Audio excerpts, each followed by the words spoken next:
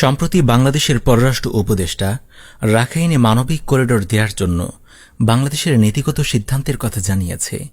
বাংলাদেশের জন্য মানবিক করিডোরের এই ইস্যুটি খুবই সেন্সিটিভ ইস্যু। আমরা জানি ভৌগোলিকভাবেই বাংলাদেশের জন্য সবচেয়ে ঝুঁকিপূর্ণ অঞ্চল হল চট্টগ্রাম, বিশেষভাবে পার্বত্য অঞ্চলগুলো।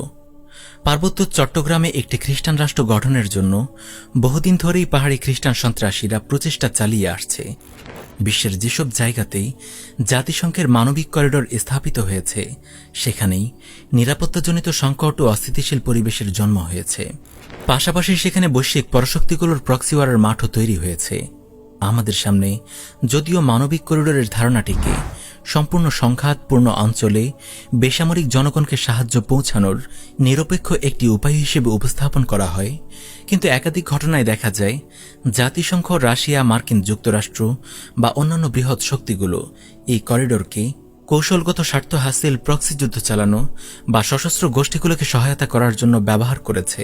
সেখানে ত্রাণের আড়ালে অস্ত্র সরবরাহ ও গুপ্তচর বৃত্তি চালানো হয়েছে, যা শেষ পর্যন্ত সংশ্লিষ্ট অঞ্চলের নিরাপত্তাহীনতা ও অস্থিতিশীলতা বাড়িয়ে দিয়েছে।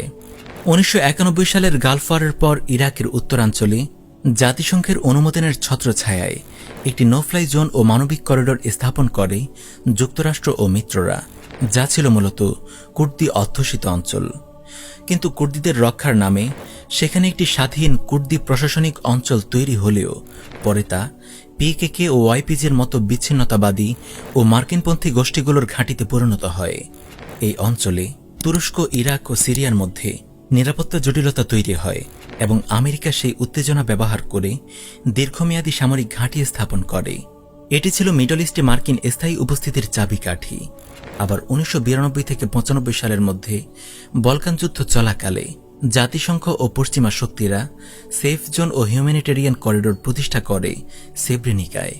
জাতিসংঘ শান্তিরক্ষীরা সেখানে থাকলেও তারা বসনিয়ান মুসলিমদের রক্ষা করতে সম্পূর্ণ ব্যর্থ হয়। বরং এই সেফ জোনে ঢুকে সার্ব বাহিনী 8,000 মুসলিমকে গণহত্যা করে। এরপর মানবিক করিডোর রক্ষার নামে পশ্চিমা শক্তিগুলো স্রেফ প্রোপাগান্ডা চালায়, কিন্তু আসল লক্ষ্য ছিল ন্যাটোর হস্তক্ষেপের যৌক্তিকতা তৈরি করা।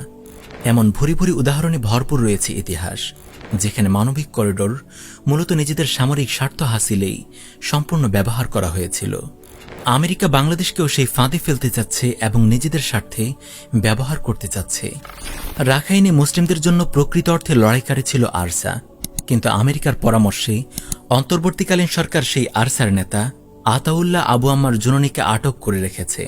অন্যদিকে আরাকান আর্মি জান্তা সরকারের বিরুদ্ধে লড়াই করলেও এরা বাংলাদেশ বিদ্বেষী এবং চরম ইসলামোফোবিক। এরা রাখাইনে মুসলিম নিধনেও যুক্ত। আর আমেরিকা মিয়ানমার ইস্যুতে নিজেদের ভূরাজনৈতিক এজেন্ডা বাস্তবায়নের জন্য আরসাকে মাইনাস করে আরাকান আর্মিকেই বেছে নিয়েছে।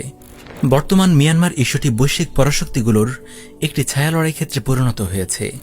আমেরিকা বাংলাদেশকে ব্যবহার করে এই প্রক্সিওয়ারে সক্রিয় হতে চাচ্ছে এবং বাংলাদেশকেও এই যুদ্ধে নেমে আসতে চাপ সৃষ্টি করছে। আমেরিকার প্রেসক্রিপশনে মানবিক করিডোরের সিদ্ধান্ত বাংলাদেশের জন্য সার্বিকভাবেই নানা ধরনের ভৌগোলিক সংকট ও ঝুঁকি তৈরি করবে।